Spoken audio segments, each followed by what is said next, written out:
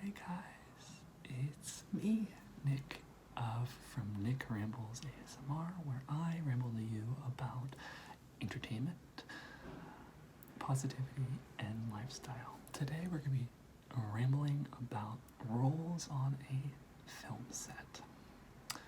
So, if you don't know about me, I work in LA in the entertainment industry, and I work in one of the departments that are on a film set. If you see me looking over here, I have this whole whiteboard with all the roles, but let's just get into it, shall we? First, we're going to start off with my department. So the department that I work for on production is the locations department.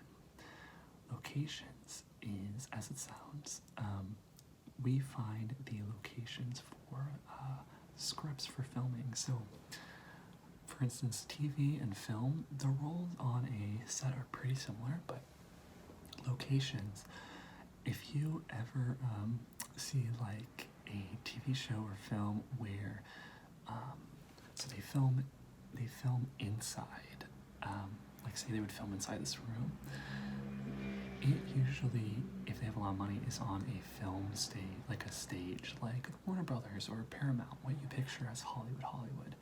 But when you have outside filming, like say you're on a street, or for instance you have like it could be an airport, whenever you're doing, it's called an exterior shot.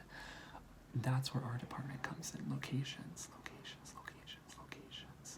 That's what they'll call us on walkie. They'll go, one, locations, what's your 20, which means where are you? But it's not good when we hear that. That stresses me out.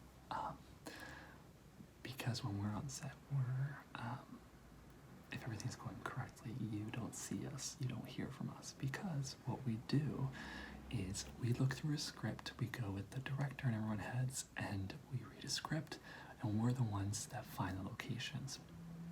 We scout them ourselves, we take photos, and then we give them to the director, and if they like it, then we create the contracts with the public people that own the property, and then we do the permits, which is, making sure that we can film in LA at a certain time, we can like close down streets, all that. That's what we're in charge of, locations. So that's one role on set. And I am currently a key, which means that there's like an assistant. The assistant, they're the closer, they're usually on set.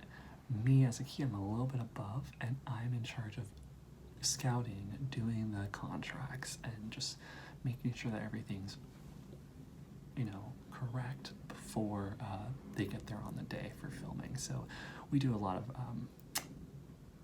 pre-production, but we're also on set sometimes. Number two, this is kind of not really in order, but doesn't really matter, but two, a role on set is, or we're going to talk about departments, is the AD department. The AD department is the assistant director. So what assistant director does is they're in charge of time management. So there's kind of a hierarchy. I'll just ramble about it. First person on set, that's the highest in AD, is the first AD. Just want to make sure this is still recording. Sorry. Stay with me. Perfect, we are still recording. So, it's for sound. So, the AD department, they're in charge of time. So the first person is the first AD. They are, when you're on set, they're in charge. They're usually talking the most on walkie. So when we're on set, if you've ever been around a film set, we're actually like really quiet. You won't notice us unless there are a lot of trucks and a lot of people, because we like to keep our noise level to a minimum when we're in the public eye, because we don't want to, rattle anyone. We want to not have to pay other people more money. We just don't want to be annoying, because sometimes people can get really annoyed when we're filming in an area, especially in LA where it's oversaturated with filming. But I digress. So the AD department, we're always on walkies. So what I was saying is, it sounds quiet, but when you're on walkie, if you're listening, it is chaotic, it's crazy. There's always talking, There's 12 channels. I'll do a whole nother video about walkies on set, but every channel has a department, and almost everyone's on channel 1, and the person that talks the most on channel 1 is the first AD. They're the ones that are running it, so they go, 5 minutes until we're in. They are, making sure that they're like, we're on the move. Okay, we're breaking for lunch. They let us know when we're like, when we near the end of our day. It's called the Abbey. They go, we're on the Abbey, which means we're on the second to last setup. There can be multiple setups in a scene. And then we say the Martini, which just means it's the last setup of the night. They also let us know when we're back in from lunch. They are basically, if you've ever done theater, like the stage manager of it all. And they're the number 1 first AD. Below first AD comes second AD. Now, it took me a while to figure out what a second AD is, because you don't really ever see them on set. And what I learned, though, eventually is they're not on set because they are in the trailers. So if you've ever seen like a movie trailer, when we're filming on location, we have a base camp, and also when we're on stage, but there's a base camp where we have all of our trailers. It's usually in a parking lot. My department, locations, is also in charge of finding a parking lot every time we go that we can rent out to house these trailers. But in that trailer is a second AD, and they're usually in charge of getting ready for the next couple days. So they're in charge of making schedules. They're in charge of just making sure that we're lined up for the next day, because first AD, they're in charge of the day, but they don't ever get a chance to, be focusing on tomorrow or the next couple days, really. So they need the second AD to basically make sure that everything is okay when they get on the day for the next day for filming. Underneath second AD is the second AD. I know, sounds crazy, right?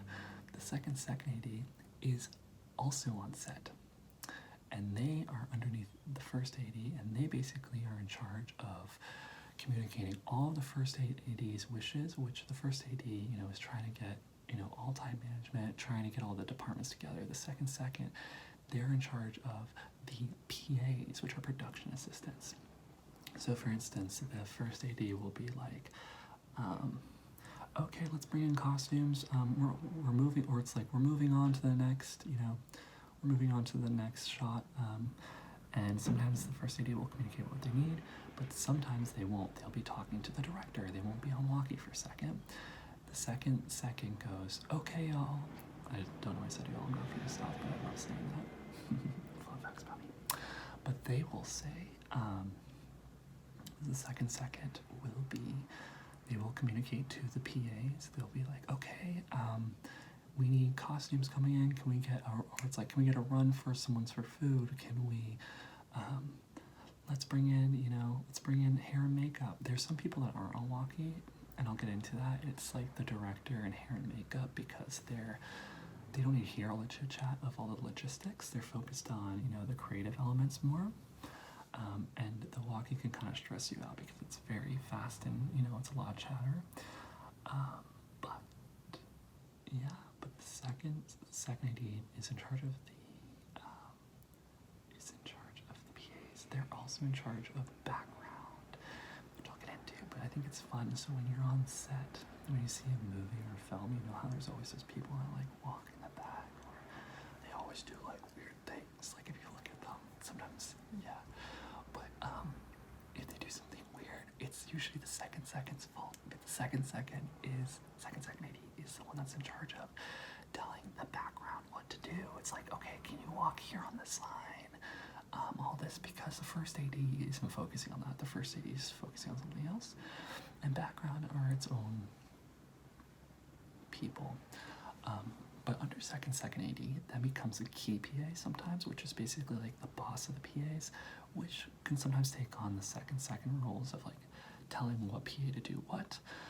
But then we go into PAs, and this art department's, this AD department is actually one of the more extensive lists, but they're so important because they connect all the departments together. They're basically like the glue. So the PAs, they're the glue. They're like the lowest of the low, but they're the ones that are bringing cast to set. They're the ones, you know, bringing food to people. They're the ones that are making sure hair and makeup comes to the right place. They're basically just helping to like travel and bring anything that they need. So yeah, and yeah, so there's PAs. If you're on there's two different types of PAs. There's PAs called day players, and there's PAs that are called staffed PAs. When you're on lab production, like I was on for like Shameless, it can be around like 5 months. Because of that, you can have staffed PAs, which is basically like if you work a 9 to 5 job, it's basically being like on salary. So you're given the whole gig, you're to work every single day. And these PAs usually have something really specific they're all in charge of. You have one PA that's for their whole shoot or the whole like season or whatever is in charge of walkies, handing out walkies, collecting walkies, making sure their batteries around. It's so important because, you know, it's the way of communicating. And if then people don't have time to go get batteries. So it's like people will call, hey, can I get a hot brick? Hot brick means a charged battery. Someone says, I have a dead brick. I have a dead battery. We usually place them in a bucket. Or I'm not a PA, but that's what they used to do. Walkie PA, there's first team PA, which I think is really fun. You are in charge of first team. First team is the talent. It's the actors. It's the famous people. It's when everyone sees the show, they go, oh my God, that person you're working with for that person. First team PA, they're in charge of bringing first team in on set. So for instance, the first AD or second AD will go, hey, can we bring first team in? The first team PA will be a copy, bringing in or flying in. They will go to their trailers and bring them in. They're also in charge of getting them food, all of that stuff.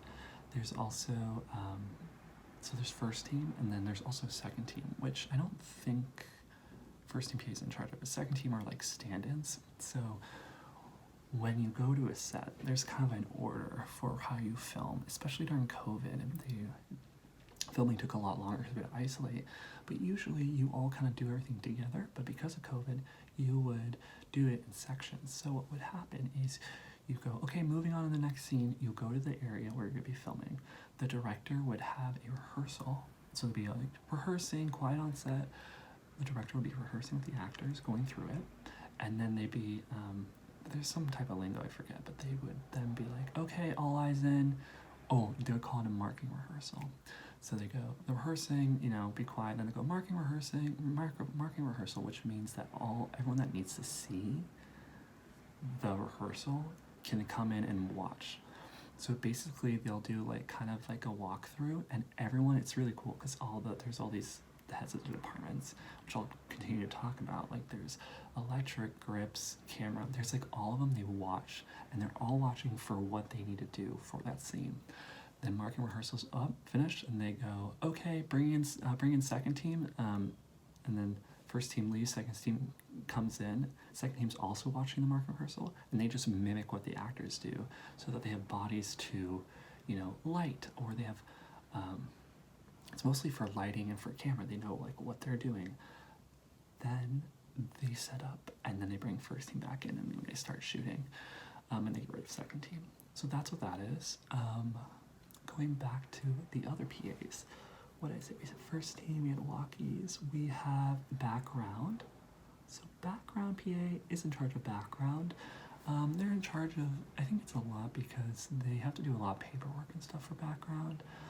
They're also just in charge of making sure they're there on time and, you know, are dressed and everything. It's a lot of people for background usually. Sometimes it can be up to 100 people, and they'll bring in day players. And a day player is someone that plays the day. So there's someone that's, you know, we're kind of like more freelance, just to have like eyes, sometimes, or bodies. Sometimes when we're in a location, we are taking up a big footprint of a location. We'll be outside, we'll be at a crosswalk, we'll be like taking over a whole street. We need bodies basically to do what we call lockups. And a lockup is literally someone like locking up an area. it was funny, the first time I did this, I was on a set, it was for Shameless, I had no idea what lockup was, and it's like the most basic thing, but you stand at like the end of the street, and you basically, anyone that's coming to you, you basically go, hey, sorry, we're rolling right now, we're filming a short, like not a short film, I'm thinking about my short film, we're filming a movie, can you please just wait 30 minutes or 30 seconds? Not 30 minutes, 30 seconds, like a minute. You don't wait that long. Usually when you're recording or filming, like when you're like rolling and then shooting, it's usually like a minute or two long. So that's how long they wait. Usually, and we do that because we like to really control, the film. Money is time, and you don't want people coming in and ruining the shots. It's a consistency thing. It's also like a legality thing. My department locations were also in charge of putting up signs that say and verify that, hey, if you walk through this, you're going to be filmed. So we have that, but yeah, so they're in charge of locking up, and then sometimes though we can't stop the public from entering public space, even if we might have it permitted. What they'll call, they go, okay, bogey coming in, and that means that someone random is coming into the shot. It's kind of scary when that happens, because what happens is the walkie is really, really loud, right, when you're setting up, and then the AD is communicating. They go, okay, rolling. You never hear about act, so it's usually, I think it goes rolling, speeding, action. I think it's those three. So rolling means camera's rolling, right? And then speeding means sound is running, and action means okay, and action, start the scene actors. The people that call that is, I don't know if the AD calls rolling. I think it's usually someone in camera, but they convey on walkie, and then sound does speeding, and then the director says action, but the director doesn't have a walkie, so we never hear that. All that you hear, so it's a lot of chit chat, and they go rolling, and then everyone on set goes rolling. Oh my god, I'm so sorry. It's my laptop. Sorry, I just want to make sure that this is recording, because I've been having some sound issues lately with this microphone. It's been buzzing, and yeah, but everyone will repeat. They'll go rolling, and yeah, so that's that for so it's first team BG walkie. We usually have like a runner or like a floater, a PA that can do multiple things. It's cool, they usually have these walkies, they call them a sidearm, so you have your own walkie and then you have a side walkie, that basically they'll be like, okay, they'll, like, the AD will be like, okay, can you spin the channels? That lunch is in 5 minutes. And then they go spinning, and that person will literally go to each channel, be like, lunch, hey electric, hey grips, lunch is happening soon, or hey, we're on the Abbey, all that stuff. I could talk about that forever, but I'm going to continue on to the next department. So the AD department, all the other departments aren't going to be that long, because the AD department is what holds the ship together. All the other departments are like more specialized. So like when you first come onto a film set, they say be a PA. You're in the AD department because it's something that you can learn pretty quick. You don't need to specialize in. Obviously, that's not to say that there are not talented PAs. It is hard to do a PA's job correctly. For instance, there's another PA position that's staffed, and it's called an base camp PA.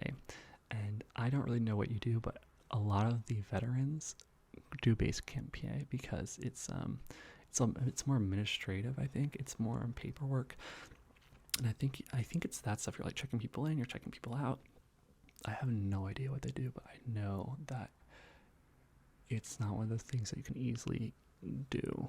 You kind of have to learn how to do it. Like background too. Background, it takes a little bit to learn how to do background. But yeah, that's the AD department. So we'll just say it one more time. So it's first AD, second AD who's in the trailer, second AD who's on set in charge of the PAs. There's a key PA who's in charge of all the other PAs, kind of. And then there's staff PAs, which is walkies, first team. There's like a runner. There's base camp. I think it's the background. Yeah, it's those. And then you bring day players on, which just work a day and they do lockups. Okay. moving on. So after the AD department, we have the art department. Art department can be pretty big. It is a big department. So you have things in pre-production. So there are people in construction for art department. They're in charge of building the sets. You also have set dressers who are in charge of dressing the sets, which means that, for instance, if you're behind me, they'd be in charge of putting the hats on the wall, the beds, the sheets, stretch dressing, literally putting things on the set. Construction would be building the room. It would be building the chair, building the bed. They work in tandem together. Art department, there's also costumes, the clothing you wear. Yeah, it's pretty self-explanatory. They have costume PAs and stuff. I don't really know that world that well, but I know it's a lot of planning, and they're in charge of background clothing and, acting first team clothing. And then also art department, I don't think this is in the same department, but I'll kind of put it as the same thing. It's hair and makeup. So hair and makeup, they're on set and they don't have a walkie, but they're literally sitting in chairs and they literally just go, they're like, ID will be like, bring in hair and makeup. And they literally just like, put makeup on people, do their hair. They also have, I think, their own trailer, and actors will go in and they'll do their hair pretty early in the morning, so they are really important. I just don't know that much about what they do on a daily basis. Okay, moving on, so that's art department. Then we have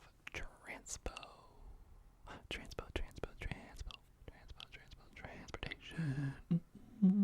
So transpo is transportation. They're in charge of all the trucks, basically moving everything from set to location. It can be, like the trailers. They're in charge of the trailers. They're in charge of not the bathrooms. Locations are actually in charge of vendors, like bathrooms and everything. But transpo, they're in charge of bringing everything to set. They're also in charge of picture cars. So like the vehicles that you see on set, like they're really, really cool cars, like the ones that they blow up and stuff, that's transportation. So kind of cool, right? It's funny, transpo guys, they're like those really, like, this is so overgeneralized, but they're like those beefy, like, macho guys. And it's funny because like they have a really hard job. I mean, they wake up the earliest and they also go to bed the latest. They're by the hour, but like when you see them on set, they're all just like sleeping in their trucks or watching TV in their trucks, because once you're at a place, they don't have to move anything. They're also in charge of like vanning people back and forth from base camp to set, all of that.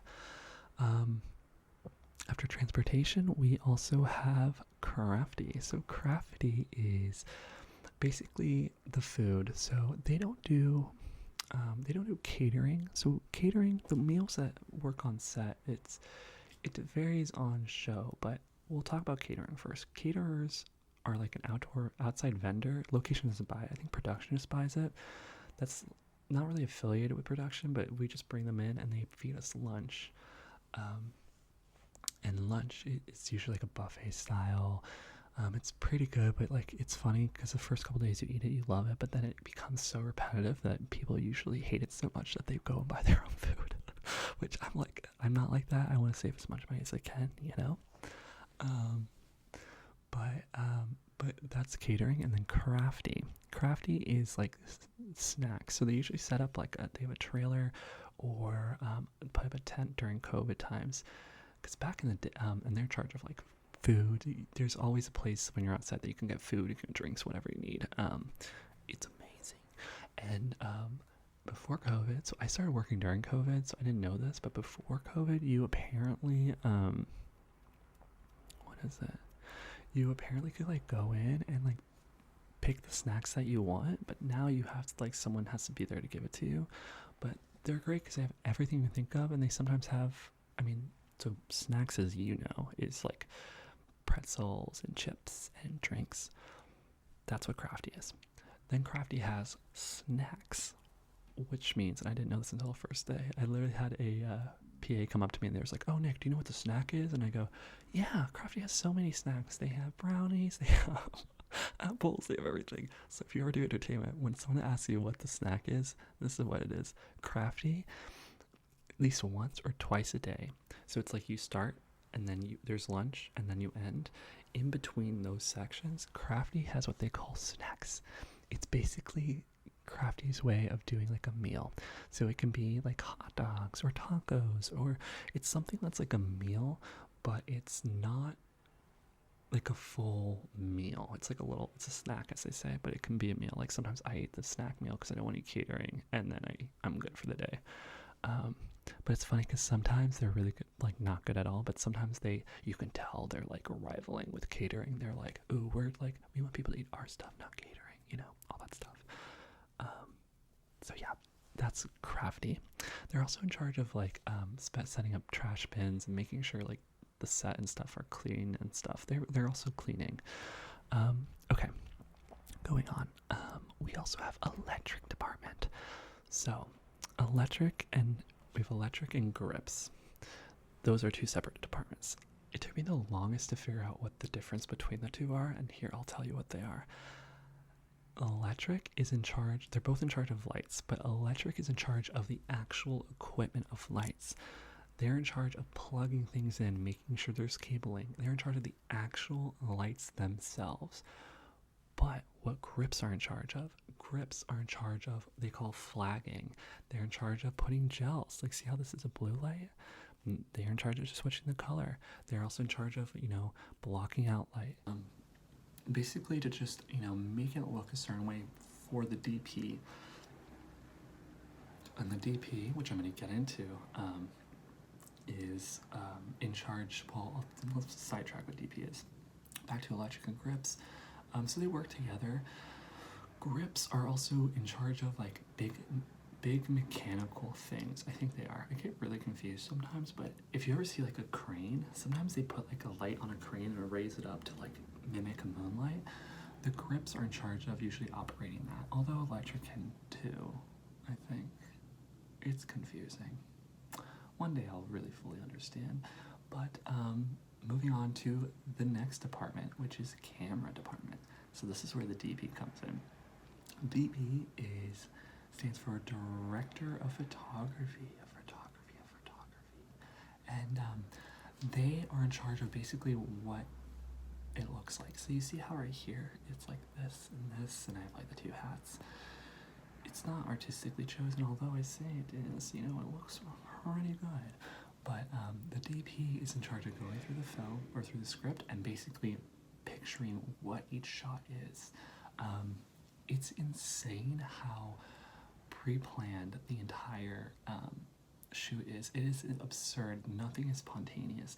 And even if you have moments where like, okay, we're gonna improv, for actors and stuff, because that does happen, everything else is never improv, really. I mean, occasionally on the day you'll come up with problems that that's just how life is, and you'll fix it, but they try and plan everything as much as possible. So that means even camera movements, everything. So the DP is the director of photography, and they're in charge of that. They work with the camera department. The camera department is in charge of cameras. They're in charge of basically making sure that the cameras, work, and they're in charge of, collecting the footage and uploading it to the drive, and then, uploading it to wherever they need to. I don't know where they are. They have a huge truck, the camera department, with all their gear. They're also in charge of setting up, it's called like a village. So when you're filming, you have villages. You have like, I think it's like the camera village, you have director's village. It's basically like where the director sits, or, the DP sits. They have camera monitors. They're in charge of, I think, like setting that up. I know PAs are too, but that's what they do. Okay, moving on to the next one. We have health and safety. This is a new one since COVID. This is how I got into Shameless. It was the health and safety department. There was a COVID department that opened up on Shameless, and that's what I got into. It was not glamorous at all, but I loved being on set. I worked on Shameless. That was my first real production. That's why I moved to LA. If you haven't watched it, please check out this video on, I think it's over here, on why I moved to LA. And I tell you why I moved, but it is because of Shameless. And I was in charge of doing, moving like hand sanitizer stations and sinks everywhere. It was, and emptying them, it was so not glorious or amazing, but I was so grateful to be there anyways. But now health and safety, they're in charge of COVID testing. They're in charge of basically making sure that you're healthy on set. Although COVID might seem like it's kind of done, I don't know where in your life it is. I mean, people are still getting it, but I feel like we're, as a community, thinking less and less about it. Set life is still very strict with COVID. We wear masks all the time. We don't really social distance anymore, but we get COVID tested. It's a liability issue now for actors and stuff. I was on the flight attendant, and one of our main actors got COVID the last day filming, and it pushed us back 2 weeks, and I got paid for 2 weeks basically for free, which was awesome, but it sucks. Health and safety is really important. Moving on, I think this is the last one. I probably have missed some departments, but the last department is the medic, which is kind of health and safety. They are in charge of, it's usually just one person, and on my last show they were on their own channel, but they're usually on one. They have their own kit. They're basically the medic on set. They have bandages, they have Advil, they have anything you need, and they're really great. They usually are very informative about, if you're not feeling well, what to do. They stay hydrated, or help you stay hydrated. They'll give you, just advice. They're in there if in case anything happens. So sometimes crazy things happen on set. I've been on set where a guy's been electrocuted. I've also been on a set, and I should tell you this later. On Shameless, I got bit by 2 dogs, and I had to go to the hospital. Stuff does happen, and when that happens, you go on walkie, you call medic, you go medic, non-emergency, or you go medic emergency. I remember the first time I was on Shameless, there was a guy that got a cut, and I was calling medic on the walkie, and everyone was freaking out because I didn't say non-emergency. The medic helps, they're basically your lifeline on set if anything bad happens. So when I got bit by the 2 dogs, I called medic. I actually ran to him, and he basically dressed me up for my dog bites, and then he had me sign some paperwork and sent me to the closest ER. It wasn't bad. I didn't even need stitches or anything, but it was actually really traumatic. I think I had like PTSD, is that a thing, from dogs. I had to force myself to walk in parks to get reacclimated, and my brother's now wife, I should do a story time on the wedding. It was so good. It was in September. His wife has a dog, and basically I got like triggered. At Christmas he kind of playfully bit my hand, and I got really scared and worked up and really emotional. And I don't know if you've ever experienced that, when it's like your body reacts and you can't, even if your mind is like it's fine, but your body's like it's not fine. So yeah, that happens. So crazy stuff happens on set, and the medic is great for that. They usually ride solo, and they usually have like a cool Jeep or something they put all their equipment in. Yeah, I think my favorite department, can you guess? Yeah, it's locations. Although I'm not in love with it anymore as much as I used to. I think that just happens with work. You just kind of but it was the one, I just really loved the people in it, and I thought it was kind of cool. And you don't work as long hours, but you get paid more, which I'm like, huh. But yeah, that's the roles on a set. I'll recap them real fast, and yeah, just let me know which one you think, if you were in entertainment, comment down below which one you think you'd be in. They also all have their own identities and personalities, so it'd be kind of cool to see what you think you'd fit in. We have location department, we have the AD department, we have the art department, which is costumes, construction, we have transportation, we have crafting, we have the electric department, we have the grips, we have camera, we have health and safety, and we have the medic. So those are kind of all the roles on set. There are definitely some I've missed. I know that for sure. If there's anything I missed, please put it down in the comments as well, and I can maybe make a video talking about it. Also my point of view of it. And if you have any questions in general about entertainment, or anything you want me to answer on film, let me know. But other than that, I love you. I hope you're having a great night if you're still watching this, and yeah, if you could just like, comment to know that I saw that you watched this video, that'd be wonderful. But if you could also subscribe, I'm really hoping to create a community that we uplift and support each other as much as possible. And I'd love to have you on this journey, and I'd love to get to know you a little bit more too. So with that, I say adieu, and I still have to figure out my outro, but I love you a lot, and I'll see you at the next video.